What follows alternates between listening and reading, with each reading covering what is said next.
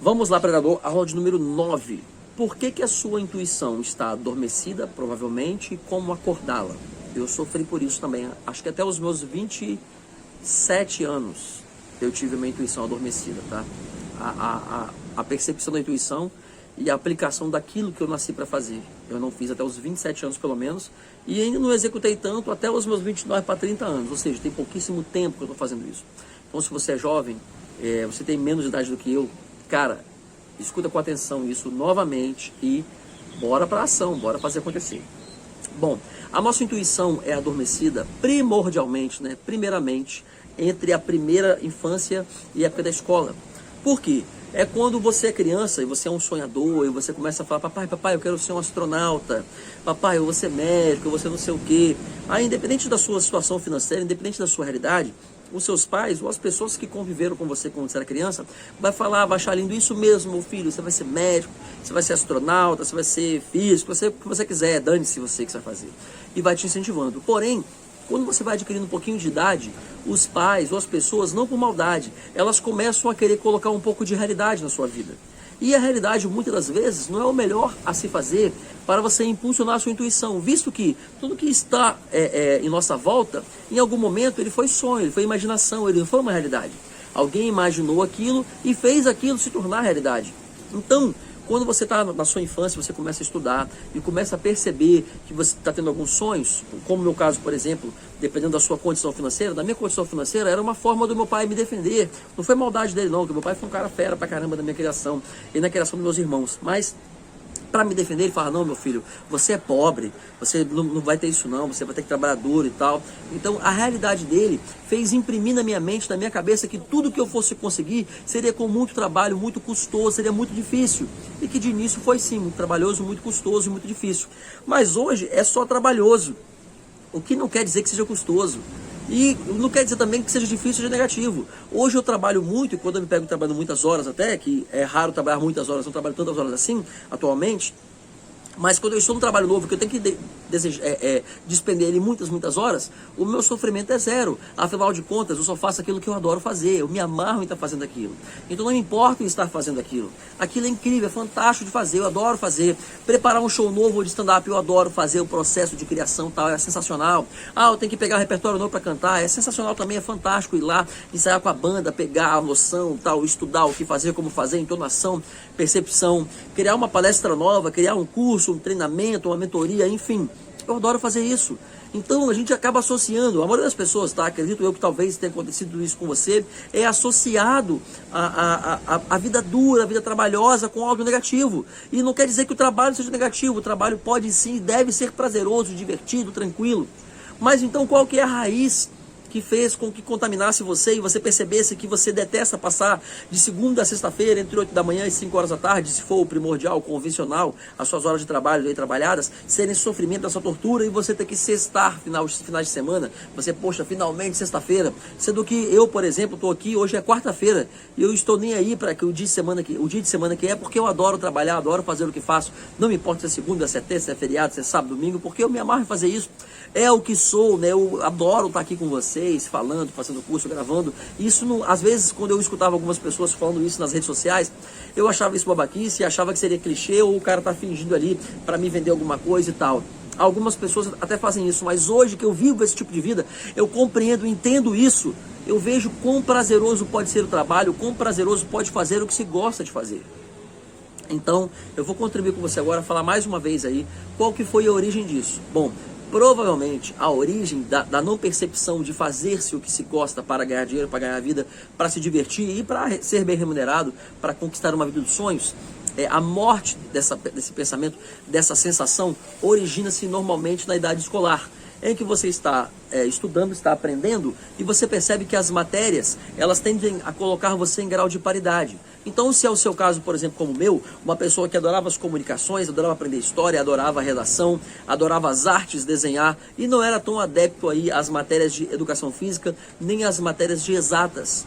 você percebe que as suas notas de exatas tendem a diminuir um pouco e as notas das áreas de humanas eram muito maiores, e você acaba sendo reprimido por muitas das vezes aí pelos professores. Aí daqui a pouco você tira uma nota considerada vermelha, aí os seus pais ou os seus responsáveis tendem a ir à escola, aí lá você é repreendido, e os nossos pais, as pessoas que nos criaram, começam a colocar a gente para poder estudar as matérias que detestávamos na escola. Ou seja, aquele tempo que tínhamos livres, como no meu caso, para poder ler as histórias que eu gostava de ler, para ler os livros que eu adorava ler, para assistir os desenhos que eu curtia ler, para desenhar, para aplicar lá a arte na hora do desenho, para poder fazer um pouco de teatro, atuação. Eu era pegado todo esse horário que eu tinha prazer em dedicar horas e horas fazendo isso, era reprimido, era excluído esse tempo para ser dedicado, por exemplo, às exatas, que eu detestava, sempre detestei, nunca que usei as exatas específicas, né? As exatas mais superiores ali, Bhaskara, tal, nunca aprendi nem forma de Bhaskara, para você ter ideia. Olha como que o ser humano se formou no ensino médio. Eu não aprendi nem a fazer Bhaskara, eu detestava matemática. Eu acredito que apenas um ensino natural de somar, multiplicar, dividir e tal, porcentagem, regra de 3, já é o suficiente para você passar a sua vida inteira. Se você não for um engenheiro, não for um físico, não for um químico, você não vai usar esta matemática mais avançada para caca nenhuma, para nada. Ou seja, então a minha energia era muito mais sugada 1 hora estudando matemática do que 5, 6 horas desenhando, ouvindo música, aprendendo música, cantando ou atuando, fazendo teatro, enfim.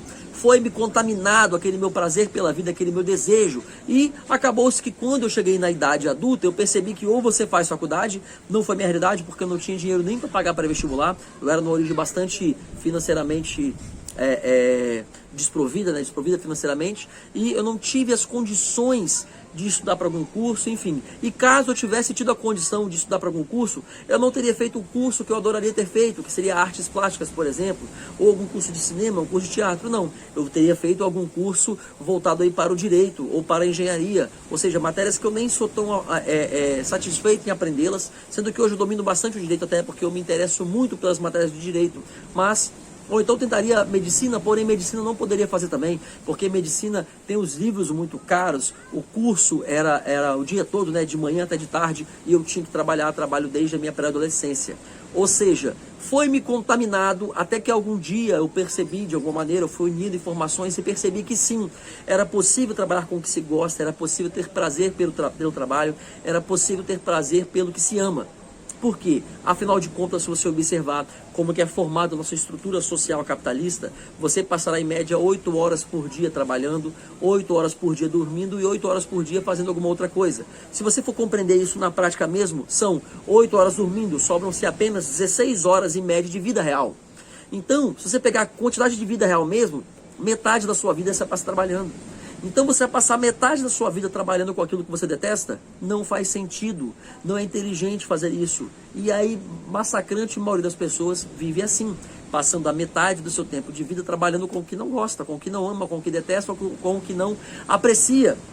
Então leva outra coisa em consideração, vamos supor que você ainda trabalha longe, você gasta 1h30 para ir, ou 1 hora para ir, 1 hora para voltar, são mais 2 horas. Então você passa mais do que a metade do seu tempo de vida, 10, 11, 12 horas de tempo da sua vida trabalhando, e 6, 4, 8 horas só apenas fazendo aquilo que você de repente gosta, ou fazendo nada. Você chega tão cansado, sem energia de agir, porque fazer o que não se gosta toma muito a sua energia, e você senta no sofá e não quer fazer mais nada, quer só lá ficar morgando lá, como se fosse um zumbi, zapeando pelo Netflix, pela TV a cabo, fazendo alguma coisa, ou pelos grupos do WhatsApp, rindo de bobagens, não aplicando nada ao seu favor, não aprendendo nada, não dedicando talvez 6 meses, 1 ano, até 2 ou 3 anos para desenvolver uma habilidade que esteja antenada, concatenada, interconectada com as habilidades que você já nasceu com uma predisposição a desenvolver, para assim você, com essa predisposição a fazer algo, logada a este algo, ou algum tipo de atividade que vai lhe trazer dinheiro, se torne aí a sua segunda fonte de renda, e quem sabe, né, que é o que eu desejo muito em breve, que ela se torne a sua principal fonte de renda, ou mais fontes de renda, que é assim que eu fiz. Por exemplo, eu tenho os 7 canais, ou seja, a área da comunicação, eu tenho 7 canais que me trazem dinheiro, eu tenho o livro, eu tenho o e-book, eu tenho o audiolivro, eu tenho o curso, eu tenho mentoria, eu tenho palestra, eu tenho show de stand-up, eu tenho uma palestra divertida também, paga, eu tenho masterclass, eu tenho uma porrada de coisas. Enfim, Perceba isso, perceba e busque lá na sua infância, lá nas suas percepções. No curso você aprendeu como identificar isso. Identifique aquilo que você ama fazer, aquilo que você tem talento, aquilo que você tem uma predisponibilidade, você tem uma vocação, você tem um dom inicial de realizar. Realize isso. A sua intuição demonstra isso para você. Isso vai auxiliar você a se interconectar consigo mesmo, a sua parte interna, e vai fazer com que a sua intuição seja melhor desenvolvida, seja melhor percebida. Isso sim auxiliará você também, claro, a desenvolver o melhor sexto sentido, porque você vai estar interconectado consigo mesmo, com a sua missão de vida, com o que você nasceu para realizar de valor e contribuir com as outras pessoas nessa terra. Acho que para essa aula está muito bom, já passou de 10 minutos. Vamos para a próxima aula.